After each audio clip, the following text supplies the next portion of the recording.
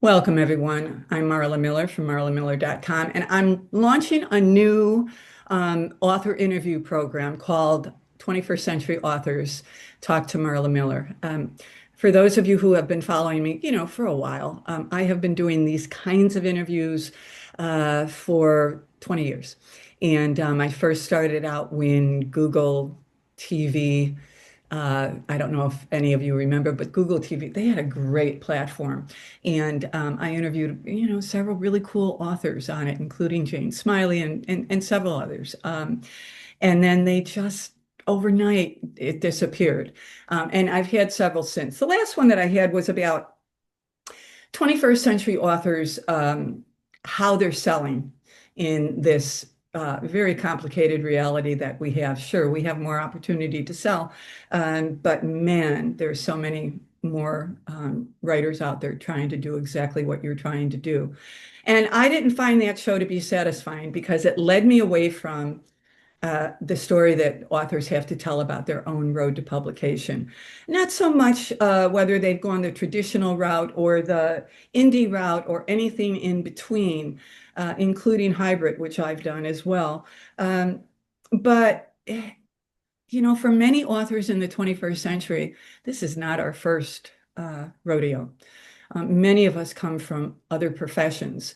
And in fact, I think really most of the writers that I know very well through the conferences that I teach at and workshops that I offer, most have their foundation in another profession.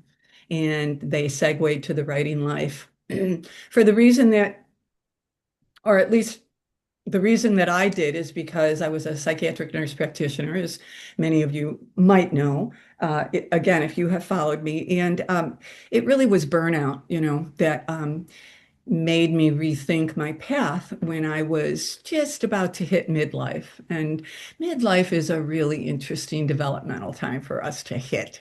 And so I had my three little kids, and I had always written from the time I was little. I just didn't grow up in an environment where mom and dad encouraged me to write. And so I went into nursing and mental health. And after about 21 years, I discovered that I was, a freelance writer because I got a gig that I wasn't even looking for. It was offered to me. And so there I went. Um, and so then I decided to recraft this interview format to talk to authors who are on their road to publication, but it's, the second go round. They have had other career pathways that they have followed. And the first author in this series that I'm just delighted to introduce you to is Julie Dillemuth, and she is Dr. Julie Dillemuth. She is, get this, I mean, I think this is so cool.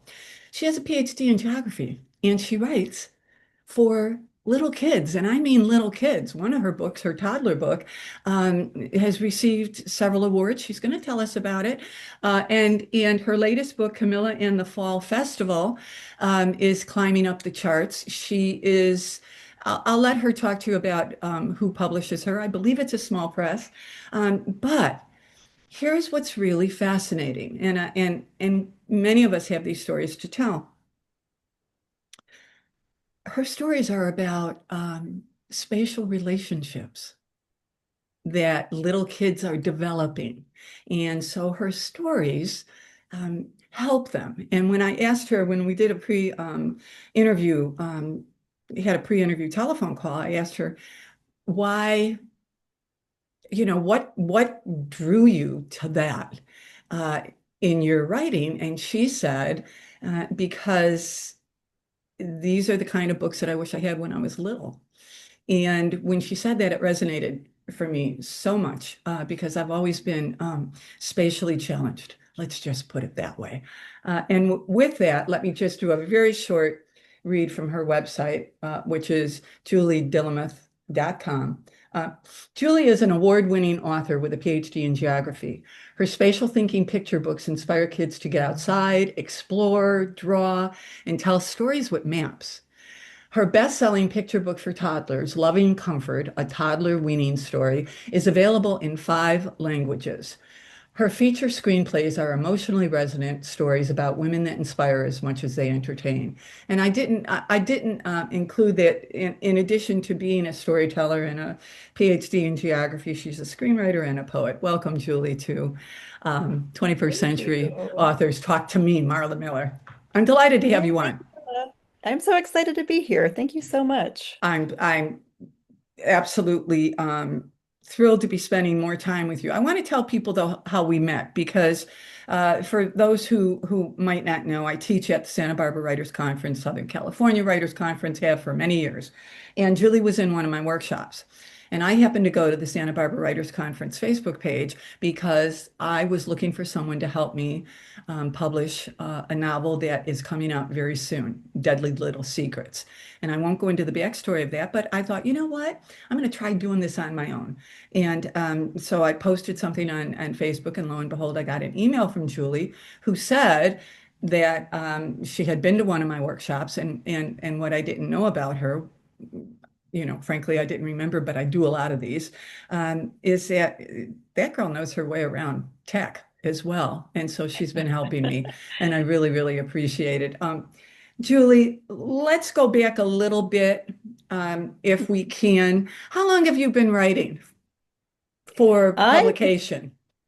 yeah, I have been writing seriously since 2009. Okay. The very end of the year 2009 is when I decided to get serious about a writing career in picture books. And that was after, I mean, do you want sort of the story behind that? As long as it's not real long, because we know our readers like, yeah, well, we're so programmed in social media to grab it and go. And so Right. a truncated version would be great. Yeah, well, I had an idea for a story, and I'd always been a frustrated writer throughout my Hmm. 20s, and I wanted to, I had this like need to write, but I never could get anything finished. I have like little bits of stories or vignettes or ideas, but I never went anywhere with it. And then I had this idea for a picture book, and it was like beginning, middle, end. It was a whole story. It was rhyming. It was super fun, and then I was sort of like, aha, maybe this is the genre for me. Yeah. And I explored that a little bit more, and then it kind of clicked in, and I was off and running. And did you And want of to course, I'm publish? thinking, Go yes, ahead. and I thought I was going to be, oh, I'll take a year to get my first book out, and then, big reality check. That's not the way it works. But I started taking classes on how to write for kids, and I started doing research on the industry. What do I need, like, what's querying about, what the whole, process is. So it actually took me 5 years to get my first contract with Imagination Press for Okay. my first picture book. In between, I did some magazine writing, but just lots of querying, 82 rejections, the whole deal.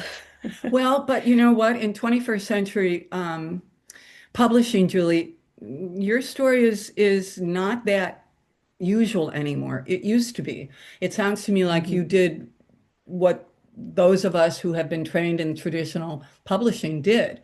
You queried. Yeah.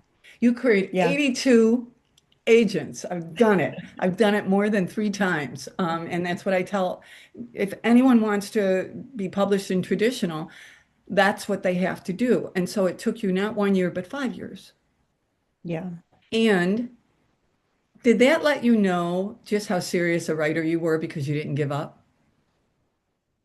Yeah, and Hmm. I helped because I had heard from other writers who were successful with several published books that it was Lisa Wheeler in a workshop that she did, and she had over 100 rejections, she told Yeah. us. Yeah. And so I thought, well, if she could deal with that and look where she is now, then certainly I can try to aim for 100 and then at that point reevaluate or, see what's going on.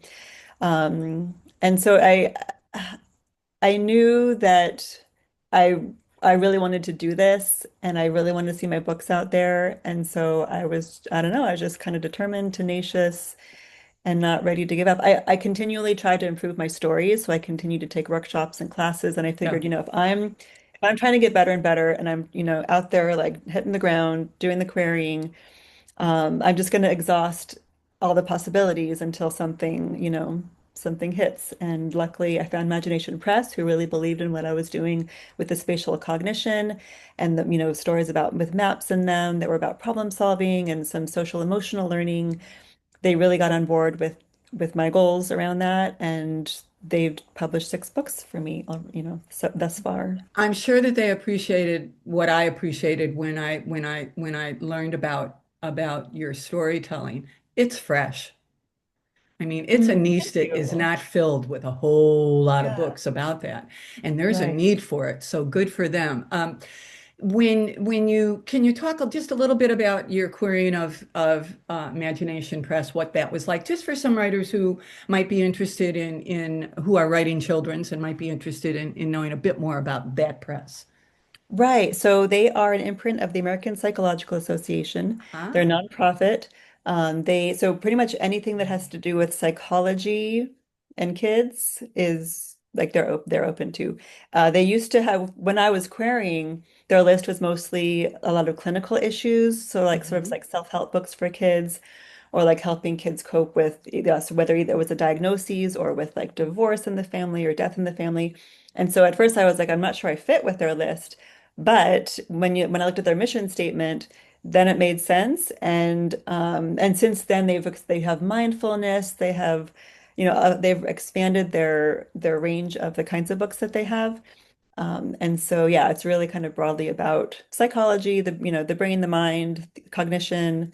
And so that's where my books fit in.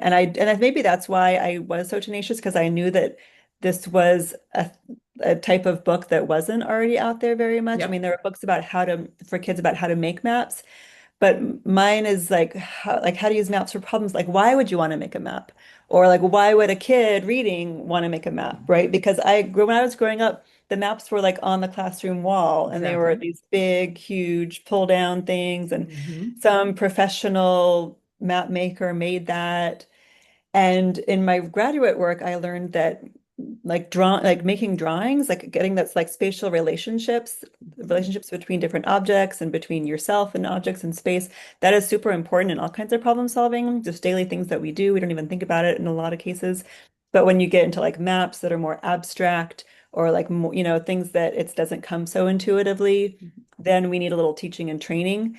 And so, I really wanted to do something that was about practical aspects of maps, not just how to draw one, but why you would want to draw one, or, inspire kids to start that kind of drawing, which I knew was good for their brains. And one of the reasons, and I told you this, but I'll tell our audience, one of the reasons why this fascinates me so much is because I have been directionally challenged my whole life. And I Mm. mean that Me sincerely. too. Me Yeah, too.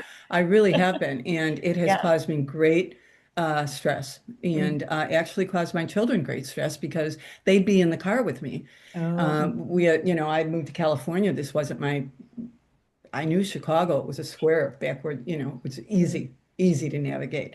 Southern California was not. And we didn't have what we have today to help us. I don't Right. know what That's I right. would do without Siri. I mean, and Google Mhm. Map. I mean, how would I get around? And I get around just fine. And so Yeah. when I was little, these kinds of books would have helped me. And I think that for that reason, if any of you out there listening to this have small kids, grandkids, um, the holidays are coming up.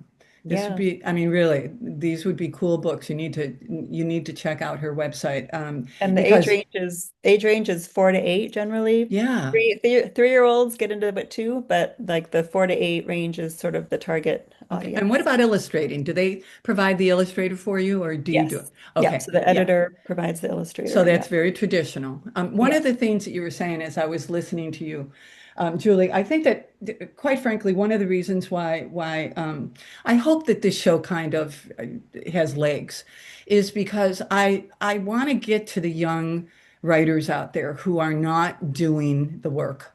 Uh, they're just not, they're going on Reddit, and I mean, I'm on the sites. Mm, And I love working with young people. Frankly, they're high on my list. I really enjoy their company. hmm Um, but they don't put in they haven't put in the work because they don't know the work. They don't know the process Mm. that you learned, even though you didn't start publishing until the 21st century. Yeah. You learn the steps. And for anyone out there who thinks that just because you queried one or two agents, as I just read on my Reddit site yesterday, that, and then he said, screw it, I'm going to self-publish. Mm. Fine, self-publish. I just self-published myself. But please do it after you Yeah. have, I mean, if you really have something that you want to say and you think that it's of value to a wide audience, at least go down that road. And if you don't know that road, then how can you go down it? And so I'm hoping that at least some people will appreciate that as you get older, and I might get in trouble for this, but having writing as a second career is, I think, beneficial in many ways.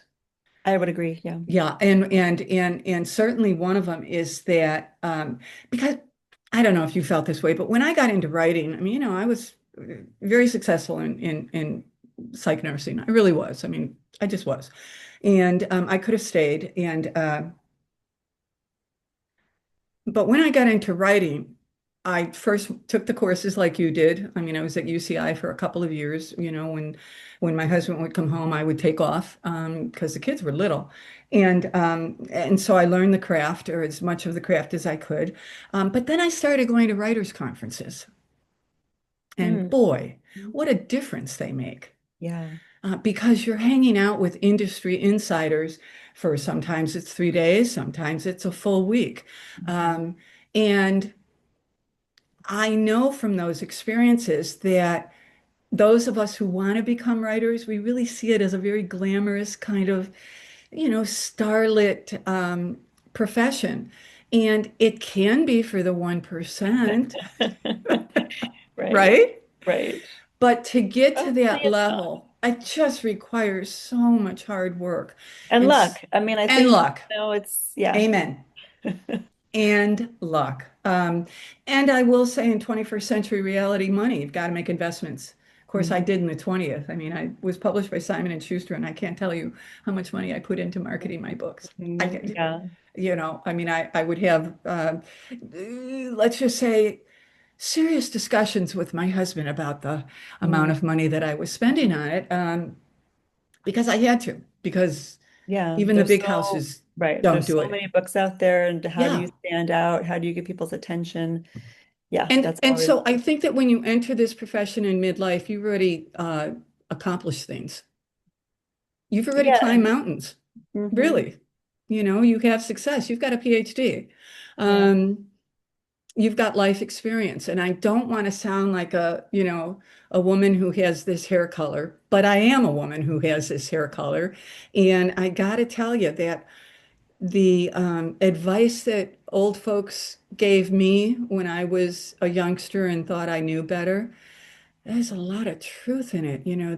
There's no shortcut if you want to be a successful writer. And the first thing that you have to do is really study and learn the craft. And you've done that. Yeah. And you're doing that. What's your next project? Oh, talk about screenwriting, because not only is Julie an author of children's books, picture books, but she's a screenwriter and she's a poet. And we talked just a little Mhm. bit about screenwriting, if you Yeah. would. So this is 5 or 6 years ago now. I was about 10 years into my picture book career and ready for a new challenge, Hmm. ready to kind of go in a different direction. I had always wanted to write screenplays, like back in my 20s. And again, I didn't have any ideas. I had no idea. And I was so shy and self-conscious back then that there's no way I would have taken a creative writing class where I had to like share my work, read my work. Yeah. That was before we had online classes. And so I was just kind of stuck. And then so I just put that aside. And then 5 or 6 years ago, I was ready. And I was actually going to adapt one of my picture books into a feature film. That was kind of my first project. Then I got an idea for another project. So suddenly like I had ideas coming. And again, I took classes. So I Hmm. actually ended up getting a certificate in screenwriting from Santa Barbara City College. Oh, you did. Yeah, which was great. I took film studies classes and then the 3 series of screenwriting. Interesting. And I used to and I teach there. Oh, okay. And I found Yeah. out that so many of the storytelling skills I learned from picture book writing applied to any kind of writing, which sounds like kind of a no-brainer, but like it was an aha moment for me. And it really, Exactly. yeah, it boosted my confidence. Like, oh, I can write in other genres. I need to figure out the format, the conventions of the genre, the expectations. But that I enjoy a learning curve like that Yeah, I do too. and another industry to figure out how to get into this industry, which Hmm. is even more difficult than paper books than books. But it's Indeed, it is. but it's fun, and again, it's also the visual component. I realize that even with poetry, so picture books is pictures, illustrations in the text, where the illustrations tell half the story, and then movies, motion pictures. And so at first, because I was like, I've got picture books and screenplays for adults and poetry, like how like this seems so far ranging, but really they're all kind of tied together with that visual element. And what's interesting in what you just said, Julie, is that had you not gone out and sought more and collected more data, more information about the field that you wanted to explore and make inroads into, you wouldn't have known any of that. You've Right. got to get out there. You've got to Yeah. get out there Yeah, and and it's so not, easy because so many I people have know. blogs, have podcasts, right? You can Right. really get the insider information that you need to be strategic Yeah. because, you don't have an entire lifetime. You have to be strategic to know what's gonna, move the needle and get you on your way. And as you said several minutes ago, and a little bit of luck, Yeah. Yeah, well, right? and the right, because it's mostly hard work. It's mostly like sticking with it, but the bestseller list kind of people, a lot of that I've read books that aren't bestsellers that I think should be bestsellers, but maybe they haven't caught the attention of, they haven't gotten on this list or that list or whatever, or they didn't get the marketing boost that a different book did. There's so many factors out there in the marketplace that are beyond your control as an author, I think, Absolutely. that, you just have to, I'm thinking about two imprints that I wonder, with your screenwriting acumen, I wonder if you have considered at least contacting, and that's Jessica Parker. I never watched her show, but she's iconic. yeah, yeah. And a lot of the Her press, she's got her own press.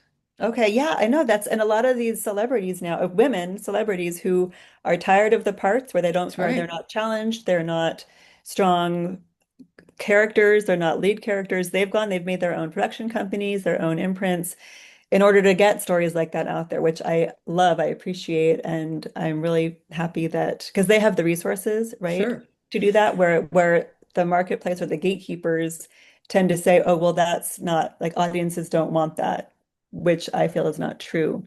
Well, And I'm going to so, encourage you. There's another one besides Sarah Jessica Parker. That's it. Thank you. Is Hello Sunshine, Reese yes, Witherspoon's production yes, company. I love all the things that they're Because doing. The if, book well, if club. you have a screenplay for your children's book, I, I'd knock on that door. Yes, and I love their like all their book club selections. Yeah, I've read a lot of those, it love can't that. hurt. Yeah. It can't hurt. Yeah. We're going to wrap this up. I've just enjoyed this so much. Any Yeah. last words that you want to offer our audience about you, about your work, about what you're doing next, about maybe even how you're selling, how you're gearing up for the holiday season with your books? It's all Yeah, yours. gosh. One little nugget or something. Well, yeah, so the new book just came out, Camilla and the Fall Festival, and Yeah. so I'm promoting that.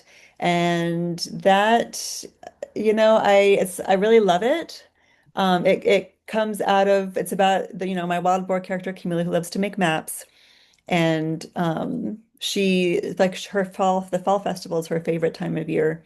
And she looks forward to everything being just like last year, which was me, like the holiday season. I wanted to be just like last year, to have this vision in my head of how it Yeah. had to be perfect. Yeah. And if it wasn't, and it never lived up to that expectation. And then at the end, I was always like, well, that was disappointing.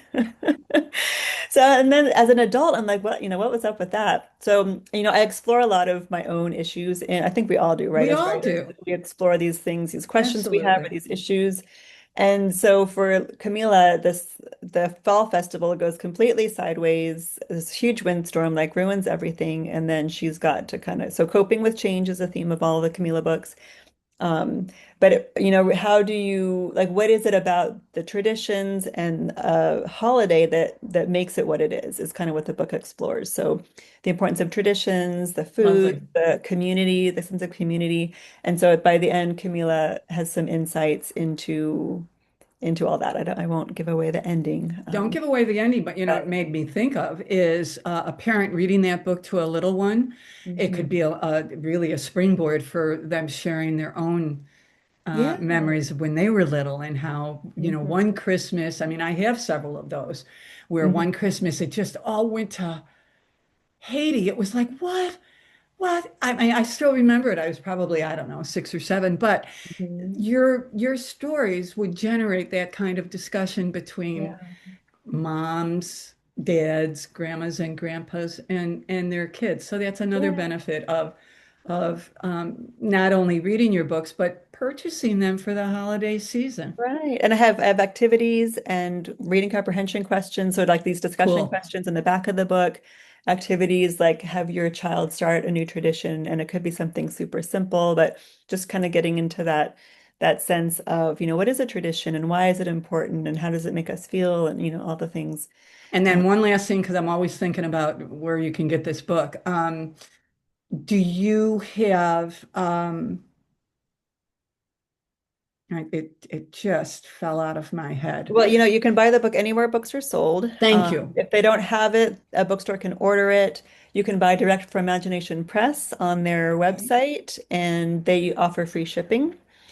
Oh, Um, good. yeah, and then on my website, I have some different. I have the publisher link. I've got an Amazon link, a bookshop link. So wherever you like to buy books, you can find it, and I or know your what I was. library. Also, if you're not gonna, Cool. because we all have plenty to spend on and not all that much to spend, but your library. So if your library doesn't have it, you can request it.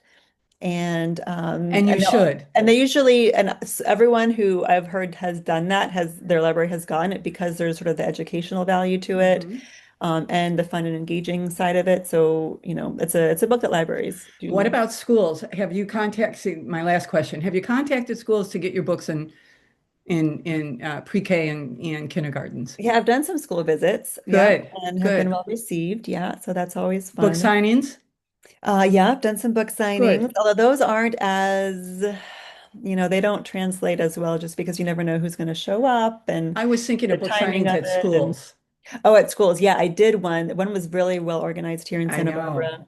That was at Peabody School, and Yeah. and then all the second graders wanted my autograph, and that was the Yep. coolest thing to just be asked by like 30 second graders like for my autograph. So If a school loves your book, and this is for all authors, because I worked in a close association with a school who got authors to the if a school loves your book, they will bend over backwards to not only make sure that there's plenty there, but that the line is long from parents and kids, students mhm. purchasing it. So with that, I'm going to end this conversation that I've enjoyed so much. Thank you, Yeah, Julie. thank Um, you. give us your website again, and so Okay, that it's and the Julie cat Dillon. doesn't come with it. I know, this is our Okay. new little kitty. She just jumped off my lap. JulieDillemuth.com. So Right. JulieDillemuth.com. Cool. And all the info is there. I have some free read aloud videos of all my books on that website that Oh, Imagination wonderful. Press produced. They have a story time video series on YouTube, and then I've embedded them or I've linked them into my website. So you can Wonderful. kind of preview all the books that way if you like. Which I And love. And your point about people having, limited, some people, resources are a bit spotty right now. And yeah, so previewing books, I think, is just a lovely, mm, some people don't like it, but I like it. yeah, me too. Because there's nothing worse than buying a book that you think you're going to love and then you got to return it because, Hmm. anyway, Yeah. thanks again. And for Thank those you, of you, Marla. my pleasure. For those of you who might be interested in 21st Century Authors Talk to Marla Miller, contact me through 3m@marlamiller.com or marketingthemuse@gmail.com or marlamiller.com. And I'm going to be back pretty soon. I will launch this on all of my platforms, Substack, Facebook, yada, yada. Not TikTok because they don't like long videos, but and until the next time, be well, keep writing, and support your public libraries.